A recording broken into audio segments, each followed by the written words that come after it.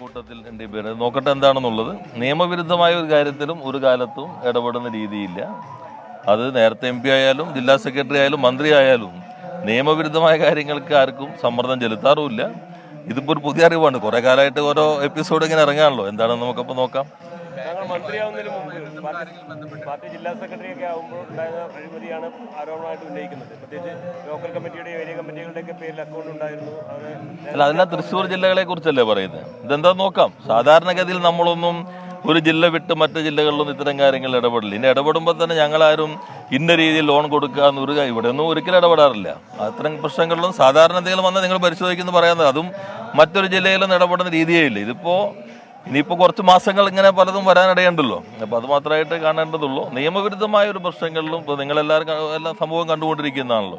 ഒരു ഘട്ടത്തിലും നമ്മൾ ഒരു കാര്യത്തിലും ഇടപെടാറില്ല എന്നാണ് സൂചിപ്പിക്കാനുള്ളത്. ബാക്കിയാരും നമുക്ക് നോക്കിയിട്ടാകും. K-Fonന്റെ കാര്യത്തിൽ ഞാൻ കണ്ട ഒരു പ്രശ്നം, അതിൽ ഞാൻ ഓടിച്ചു നോക്കിയുള്ളൂ. കെൽട്രോണിനെ കൂടി അതിനകത്ത് ഒരു തരത്തിൽ കെൽട്രോൺ വരേണ്ട ഒരു കമ്പനിയല്ല. അപ്പോൾ നമുക്ക് കെൽട്രോൺ അപകീർത്തിപ്പെടുത്താനുള്ള ശ്രമം കൂടിയും അതിനകത്തുണ്ടെന്ന് തോന്നുന്നു. ഇന്നിപ്പോൾ കോടതി ചോദിച്ച ചോദ്യങ്ങൾ പ്രസക്തമാണ്. കാരണം 2014, 2019 കഴിഞ്ഞിട്ട് ഇത്രയും കാലം കഴിഞ്ഞിട്ട് എങ്ങനെ വന്നിരിക്കുന്നു എന്നുള്ള കാര്യങ്ങളെല്ലാം വളരെ പ്രസക്തമാണ്. അപ്പോൾ ഇത് സംബന്ധിച്ച് നമ്മുടെ നാട്ടിൽ അനാവശ്യമായ വിവാദങ്ങൾ സൃഷ്ടിക്കപ്പെടുന്നു എന്നുള്ളതിൻ്റെ ഒരു പരാമർശമാണ് ബഹുമാനപ്പെട്ട ഹൈക്കോടതിയുടെ ഭാഗത്തുനിന്നുണ്ടായിട്ടുള്ളത്. നേരത്തെ ക്യാമറയുടെ കാര്യത്തിലും സമാനമായ പരാമർശങ്ങൾ ഉണ്ടായിരുന്നു.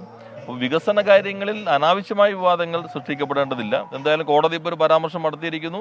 ബാക്കി കാര്യങ്ങളും ബഹുമാനപ്പെട്ട ഹൈക്കോടതി പരിശോധിക്കുന്നുണ്ട്. അപ്പോൾ അതിൻ്റെ തുടർന്ന് ഇത്തരം കാര്യങ്ങളിൽ ഇപ്പോൾ നോട്ടീസ് പോലും അയച്ചിട്ടില്ല എന്നാണ് ഞാൻ മനസ്സിലാക്കിയത്. മുഴുവൻ കാര്യങ്ങളും കണ്ടിട്ടില്ല.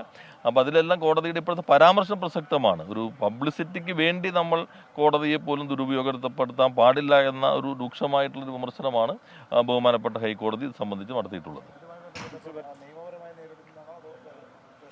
അല്ല, ഇപ്പോൾ കോടതിയുടെ ഈ പരാമർശത്തിലേ വന്നിട്ടുള്ളൂ. ബാക്കി നമുക്ക് കോടതി നോട്ടീസൊന്നും അയച്ചിട്ടില്ലല്ലോ. ഗവൺമെന്റിനോട് അഭിപ്രായം ചോദിച്ചിട്ടുണ്ട്. K-Fond സംബന്ധിച്ചുള്ള കാര്യങ്ങൾ അത് വരുമ്പോൾ നമുക്ക് നോക്കാം. പിന്നാലെ മുകുന്ദനും സർക്കാരിനും അമിതാധികാര പ്രയോജനക്കെതിരെ വലിയ വിമർശനം വരുന്നുണ്ട്. സർക്കാരിന് ഏതെങ്കിലും തരത്തിൽ തിരുത്തലുണ്ടാവും? അല്ല, അതിപ്പോൾ നമ്മളിപ്പോൾ ഒന്നിലേക്ക് മാത്രം കേന്ദ്രീകരിക്കുന്നതുകൊണ്ടാണ്. ഞാൻ ഇന്നലെ കോഴിക്കോട് ലിറ്ററേച്ചർ ഫെസ്റ്റിവലിലും അവിടെ പറയുകയുണ്ടായില്ല. പൊതുവേ കുറേയേറെ പ്രശ്നങ്ങൾ നമ്മുടെ രാജ്യത്ത് നിലനിൽക്കുന്നുണ്ട്. അത്തരം പ്രശ്നങ്ങളൊന്നും കാണാതെ ഒന്നിലേക്ക് നിങ്ങൾ കേന്ദ്രീകരിക്കുന്നു. എന്നാൽ ഞങ്ങൾ കാണുന്നത് ഇന്നലെ പാർട്ടി സെക്രട്ടറി ഒക്കെ സൂചിപ്പിച്ചതുപോലെ ഇത് പൊതുവെ ഉയർത്തിയ ചില പ്രശ്നങ്ങളുണ്ട്.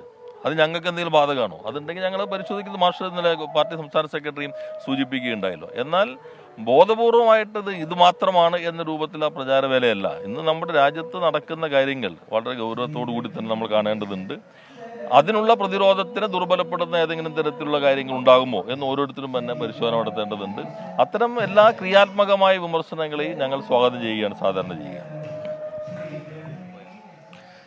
കരുവന്നൂർ സഹകരണ ബാങ്ക് തട്ടിപ്പിൽ CPIM-നും മന്ത്രി P. രാജീവിനുമെതിരെ ഗുരുതരമായ ആരോപണങ്ങളുമായി എൻഫോഴ്സ്മെന്റ് ഡയറക്ടറേറ്റ് രംഗത്ത് വന്നതിന് പിന്നാലെ മന്ത്രി P. രാജീവ് നിലപാട് വ്യക്തമാക്കുകയായിരുന്നു. എറണാകുളം ജില്ലാ സെക്രട്ടറി ആയിരുന്ന സമയത്ത് P. രാജീവ് നിയമവിരുദ്ധ വായ്പകൾ അനുവദിക്കാൻ സമ്മർദ്ദം ചെലുത്തിയെന്ന് കാണിച്ചുകൊണ്ട് ED ഹൈക്കോടതിയിൽ സത്യവാങ്മൂലം സമർപ്പിച്ചിരുന്നു. അതിന്റെ പ്രതികരണമാണ് ഇപ്പോൾ മന്ത്രിയുടെ ഭാഗത്തുനിന്ന്.